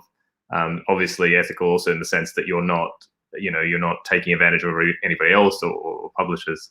I think those are some pretty basic kind of responsibilities. And I guess the only other thing is that ultimately you'll be judged on.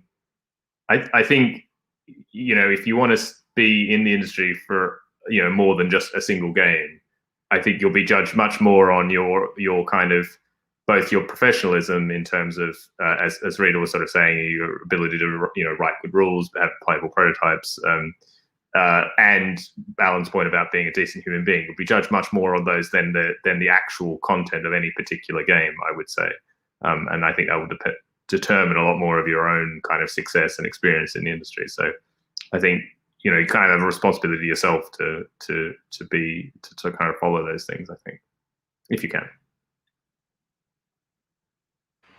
Those are some really good points, and the whole notion of paying it forward.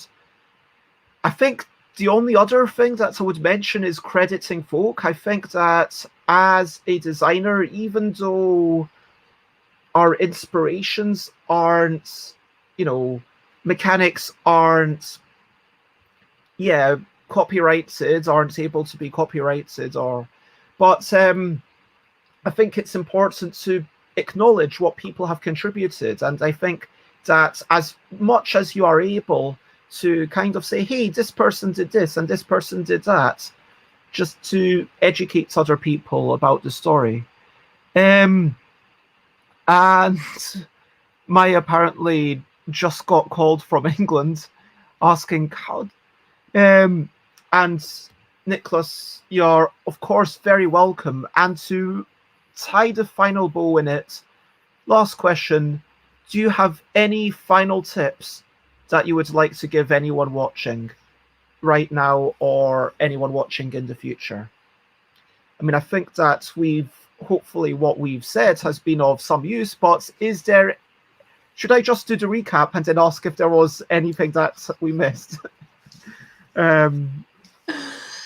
Always be friendly. Love it. Just make games. Yeah, I think I'll go with the friendly part. Ultimately, if you end up working with friends and things like that, then it's going to be much more enjoyable than elsewhere. So. I'm not saying don't be friendly when you make games, but you have to make games. I mean, the way you said it was a little bit unfriendly. It was a little bit, I know, but it's a slogan I've had before. That's the trouble with sound bites. The trouble with sound bites, you see, they don't really work. You have to have nuance. Whatever you do is probably okay. Like, as long as you do wait a minute. Whatever you do is probably okay. Genuinely, because I'm trying to give people permission to make stuff.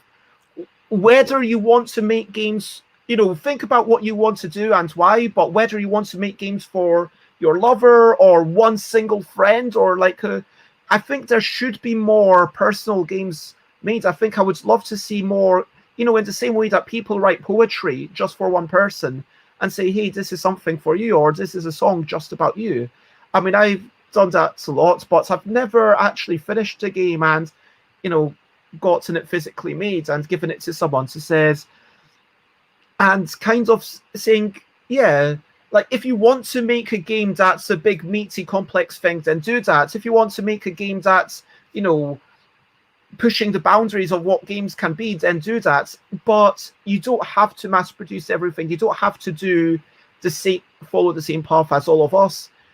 But yeah, obviously do it with informed consent. Don't, do something against someone against their will. But we have had such a good confusion.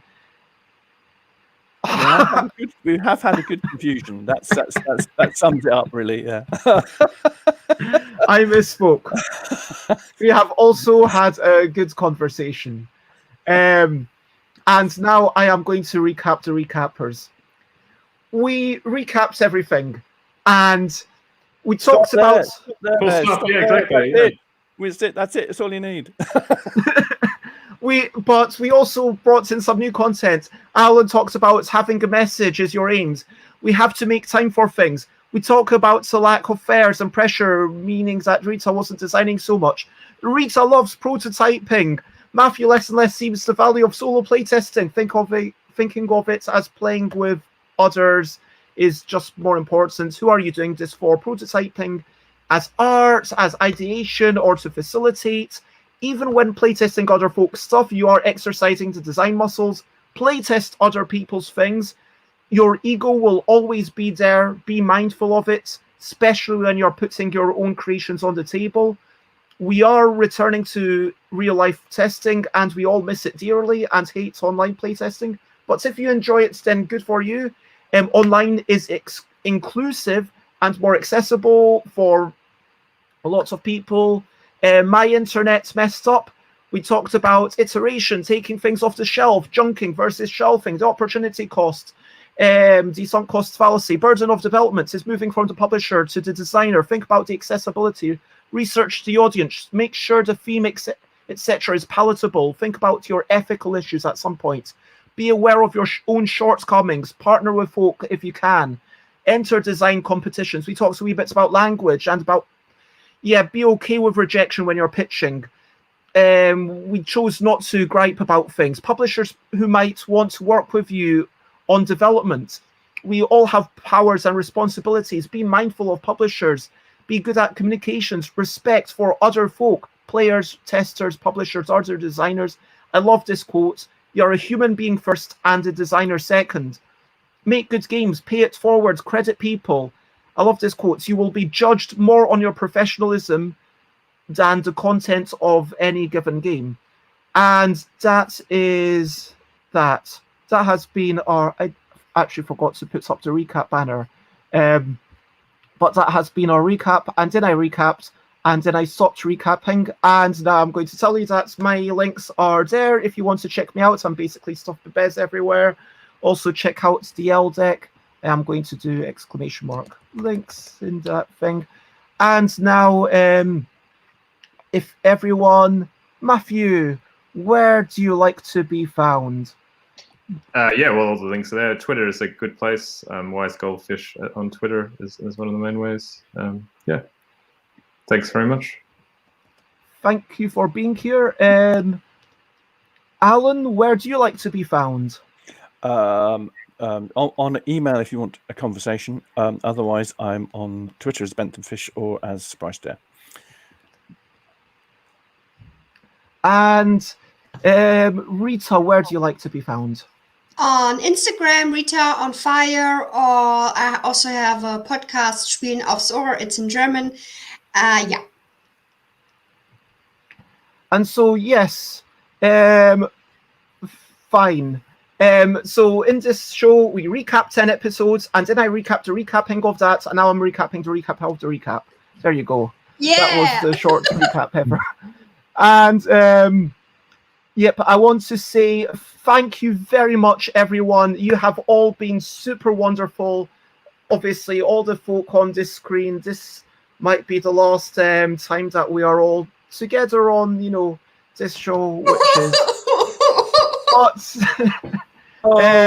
No. it has been such a privilege and a delight. We've had some wonderful conversations. Thank you so much. And of course, thank you, everyone. I can summarize the recap. I recap stuff. There you go. Yep. Thank you, everyone, for being here. You are all so wonderful. Thank you. And before we finish off, in the next 2 minutes, I want to say over to you. What are you up to? You can share, but only if you want to. Rita, what are you up to? So I really have to work on games because in 2 weeks there is Göttingen online. So it's a game designers meeting online with a lot of publishers. So now I have the pressure again. So I have to work on games now. Yeah, and the weather is shining. So that's why I'm up to. I've just refined my slogan. It's now create games! ! So it's gone to 2 words rather than 3. So there we go. Which I think is fine. Otherwise, I'm going to do that. That's what I'm doing. Brilliant. I'm about to go and get a PCR test in order so I can fly back to the UK on Friday. And so that is, yeah. I hope we can see you soon, Matt. That would be great. Yes, after I emerge from my 10 days of lockdown or something. Yes. Not lockdown, sorry, quarantine, but yeah. I think someone asked for the Spieleautorentreffen in Göttingen, so you can find it over Spieleautorenzunft. And there where you get all the information. And I want to say that I am going to be doing a bit more streaming today. I'm going to be back in 4 hours playing something, I don't know what, and yeah, having a wee bit of a chat. And then at 8 p.m. I'm going to be playing a word game, and that will be something that you can absolutely join in with. Please go to the previous link if you want to find out about my future streams. And also on Thursday the 10th is going to be my 400th stream. It is going to be totally epic. Share, spread the word. Please join the raid if you're watching on Twitter. Copy paste the message to help us make a splash. I am going to raid Jenna Music, who is a lovely guitarist, busker, singer from the UK, and there is basically only one thing left to say. So for now, unless anyone has any final words, I'm going to say bye, bye, bye, bye. This is a goodbye song. Bye, bye, bye, bye. Thank you for watching along. Bye, bye, bye, bye. This is the end of the show. Bye, bye, bye, bye. And now it's time to go. Bye, bye, bye, bye. This is a goodbye song. Bye, bye, bye, bye. Thank you for watching along. Bye, bye, bye, bye. This is the end of the show. Bye, bye, bye, bye. And now it's time to go. Bye-bye. Bye-bye, everyone. Thanks, bye. Thank you. Thank you so much. Bye. See you soon, hopefully. Bye, Rita. Bye, Matthew. Bye. Bye, Bye, Bez. Ellen. Bye, Bez. Bye, CD. Bye, Rob. Bye, Rob. Bye, Nicholas. Bye, everyone. Oh. Bye, Cheap Sheep Games. Bye, Maya. So, yeah. That's us. Bye-bye.